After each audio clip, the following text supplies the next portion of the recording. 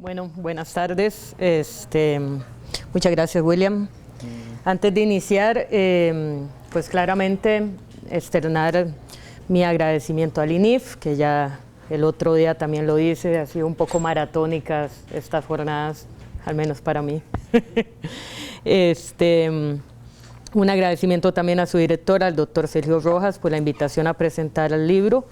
Es un honor para mí compartir esta mesa con el doctor Bertolt y con el INC, William, y claramente con el autor del libro, doctor Pablo Hernández Hernández. El título del libro, pues como ustedes sabrán, es Imagen, Palabra, Lugar, Sujeción y Mirada en las Artes Visuales Centroamericanas, el libro que corresponde a su tesis doctoral. Pues a modo de introducción, he de decir que el texto abre numerosas aristas y posibilidades de lectura.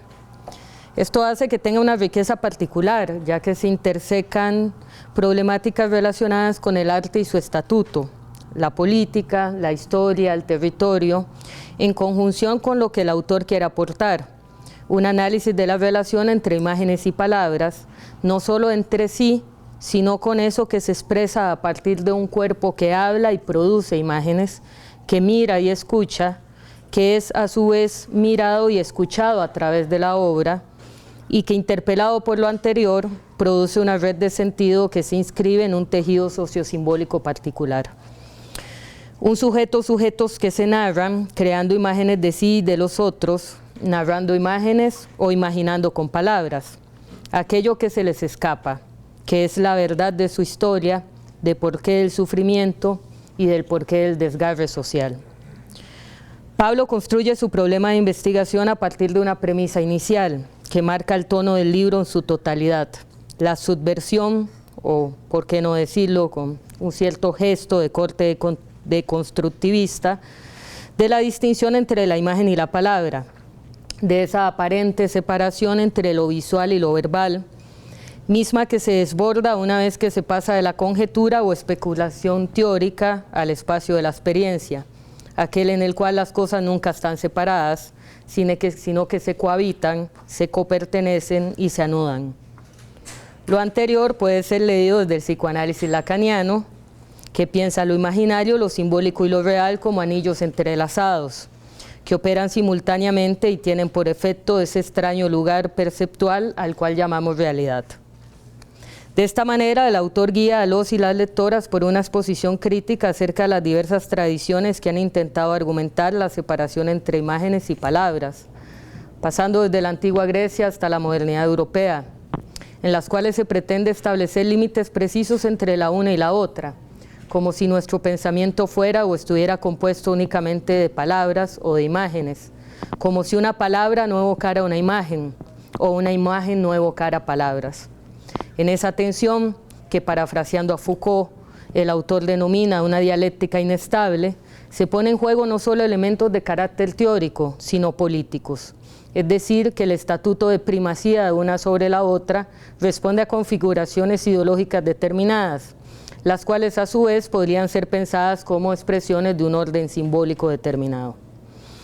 En ese sentido, la apuesta del autor por salir de esa discusión binaria entre imágenes y palabras y pensar una vía que incorpore el elemento del entremedio, supone reconocer que entre ambas producciones del pensamiento no tendríamos límites precisos, sino que ambas operan como formas de registro de eso que denominamos la realidad, que dan cuenta no solo de nuestra experiencia subjetiva de estar en el mundo, sino de cómo interpretamos nuestra experiencia política y social, nuestro pasado y nuestro futuro, cómo representamos el mundo y cómo producimos sentido, cuál es la relación que tiene esto con la producción del espacio y con los cuerpos de los cuales emergen estas imágenes y palabras. Ahora bien, Pablo no se detiene en la discusión teórica conceptual, sino que avanza a aplicar su propuesta de análisis a las prácticas artísticas contemporáneas en la Centroamérica de finales del siglo XX y principios del siglo XXI.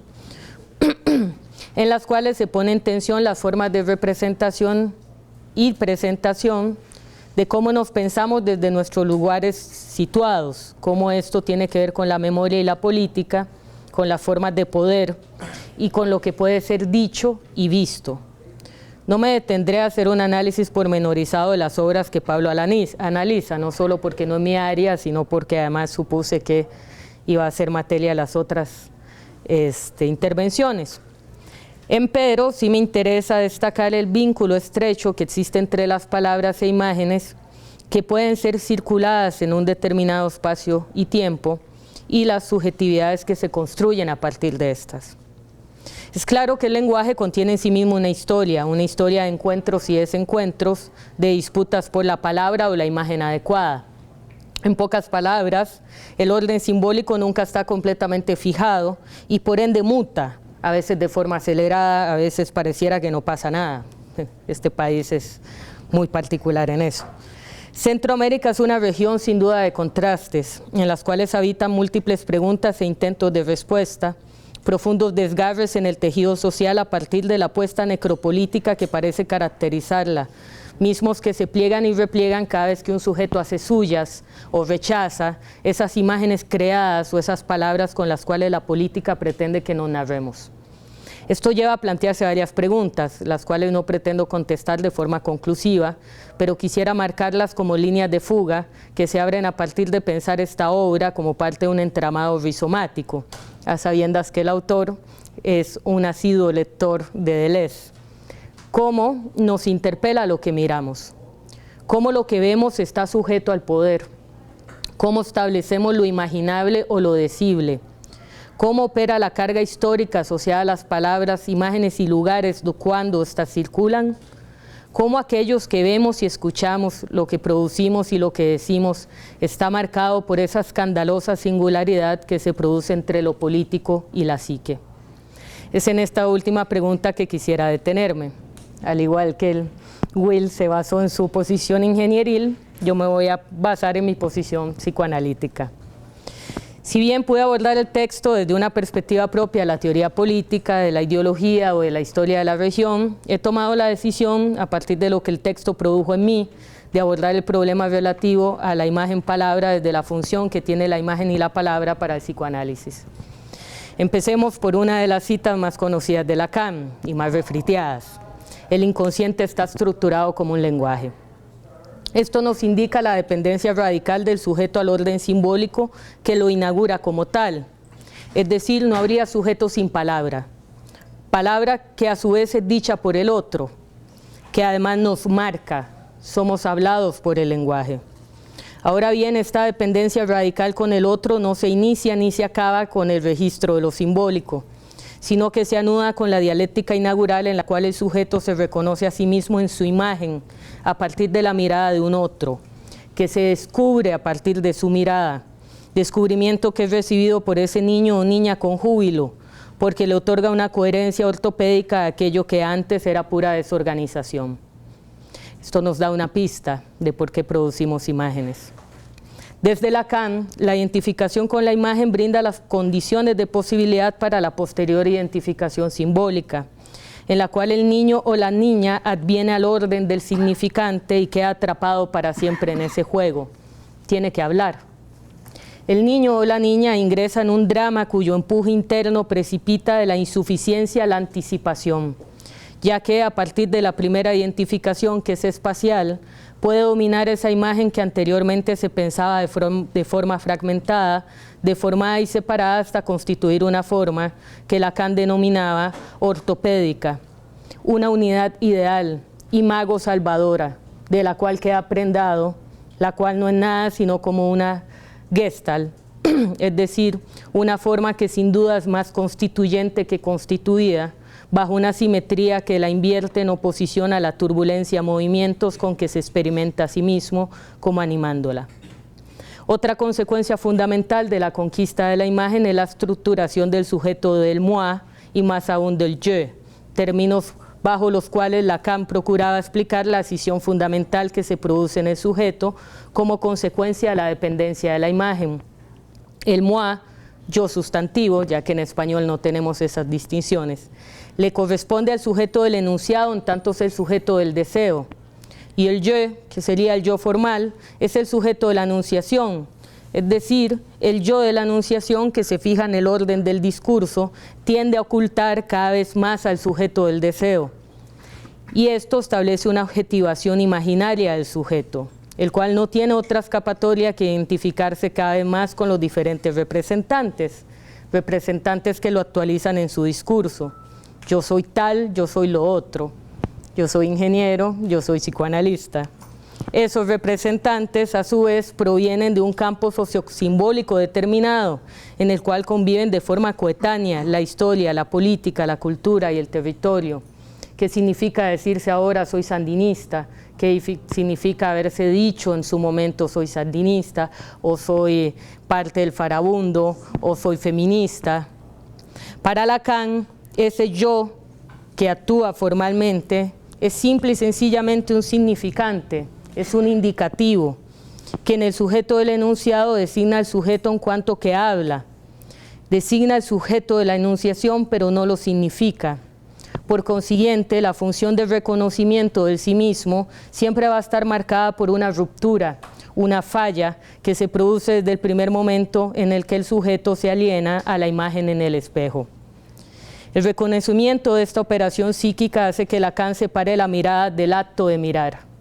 La mirada se convierte en el objeto del acto de mirar, en el objeto de la pulsión escópica. La pulsión escópica nos permite percibir imágenes y asimismo percibirse como una unidad. Así la mirada no está del lado del sujeto, es la mirada del otro. Y cito, Lacan piensa una relación antinómica entre la mirada y el ojo. El ojo que mira es el del sujeto, mientras que la mirada está del lado del objeto y no hay coincidencia entre uno y otra, puesto que, y aquí cito a Lacan, ustedes nunca me miran desde el lugar en el que yo los veo. Cierro comillas. Cuando un sujeto mira un objeto, sea una obra artística, o cuando lee, o cuando escucha, este igual está siempre ya devolviéndole algo. En el caso de la mirada, le devuelve justamente ese lugar desde el cual el sujeto no se puede ver, pero que lo interpela. Esa escisión entre el ojo y la mirada no es otra cosa que la división subjetiva en sí, expresada en el campo de la visión.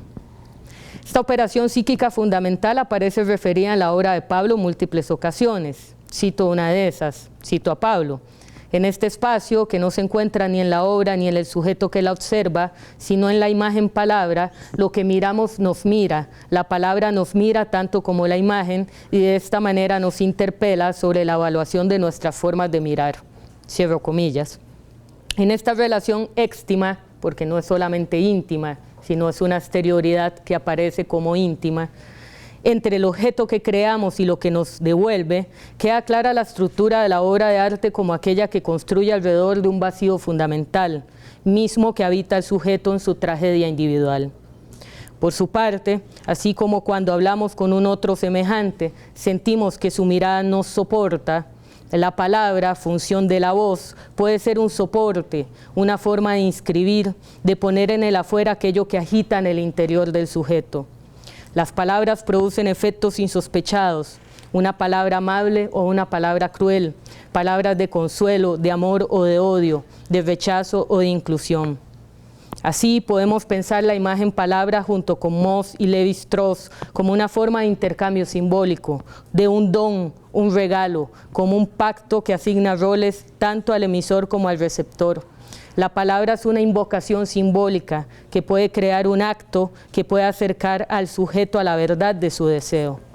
Sin embargo, este acercarse es siempre diferido, porque hay una dimensión del deseo que se le escapa al sujeto, es materialmente imposible. Así, en esta apuesta por tratar de dilucidar una conceptualización de la imagen palabra, Pablo se encuentra con este resto irrepresentable, esta ansia siempre operante entre aquello que él o el artista quiere plasmar, lo que su obra le devuelve como pregunta y afirmación, entre él o la espectadora que mira y a su vez es mirado, es interpelado y cuestionado en su pulsión escópica e invocante, que pide a gritos un cierre, una voz que le devuelva la palabra precisa. Es así que la imagen palabra solo puede remitir a otras imágenes y a otras palabras, en una constante différance, parafraseando a Derrida, o metonimia, parafraseando a Lacan. Y cito, pero que la imagen y la palabra establezcan, a Pablo además, establezcan una relación de tal modo que a partir de esta se abra un espacio en donde las relaciones entre las imágenes y las palabras puedan referirse más o menos directamente a sí mismas, es algo que permite no solo la elaboración de un discurso, de un pensamiento, una figura percepción y un saber sobre las referencias correspondientes y sobre lo representado, sino también sobre las lógicas de referencia y sobre la representación y sobre los mecanismos sociales que van detrás de ellas y sus consecuencias políticas. A manera de cierre, quisiera señalar la importancia que tiene para una región como la nuestra el poder representar de alguna manera nuestra tragedia, no solo colectiva, sino subjetiva. Si no hay circulación de la imagen palabra, lo único que resta es la muerte, no solo simbólica, sino existencial. Poder hacer algo con el horror que nos habita, como los boomerangs de Priscila Monge, que transformando las palabras dichas como insulto, se apropia de ellas. Cómo transformar el horror que nos habita, volverlo a algo que construya y que se vuelva algo indispensable si queremos sobrevivir a nuestra propia pulsión de muerte. Usar las palabras que han sido insultos para apropiarse de ellas. Usar las imágenes de la guerra para pensar otro espacio posible. Modificar la situación de habla en la que se dieron estas palabras y estas imágenes. Crear otra forma de hablarnos y otra forma de vernos. Muchas gracias.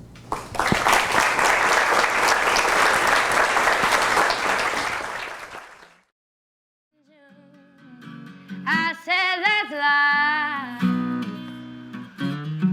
Funny as it may seem, some people get their kicks stomping on a dream. I will never let it get me down, 'cause this final world, it keeps spinning around. Been a puppet, a pauper, a pirate, a poet, a pawn and a king. I've been up and down and over and out, and I know one thing, each time I find myself flat on my face, I pick myself up and get back in the race. That's life, I can't deny it. I thought of quitting, baby, but my heart